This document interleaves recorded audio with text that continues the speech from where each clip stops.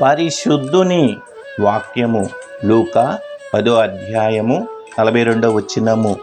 మరియ ఉత్తమమైన దానిని ఏర్పరచుకొనెను, అది ఆమె యొద్ద నుండి తీసివేయబడదని ఆమెతో చెప్పెను. ఆలకిస్తున్నారా? ఉత్తమమైన దానిని ఏర్పరచుకొనటం అంటే అన్నిటికంటే గొప్పదని, దానికంటే మించినది లేదని అర్థం. యేసు ప్రభు ఈ మాటలు చెప్పినది మార్త సహోదరి అయిన మరియను గూర్చి. యేసు మరియను గూర్చి చెబుతూ, మరియ ఉత్తమమైన దానిని ఎన్నుకున్నది, అది ఆమె యొద్ద నుండి తీసివేయబడదు అని చెప్పాడు. అదేమిటో క్రైస్తవులందరూ తెలుసుకోవాల్సిన అవసరం ఉంది.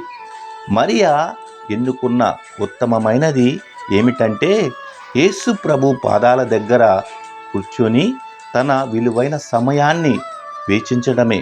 తన పనులన్నీ పక్కన పెట్టి తన అక్క ఏమనుకుంటుందో అని ఆలోచించకుండా యేసు మాటలు వింటూ కూర్చుంది.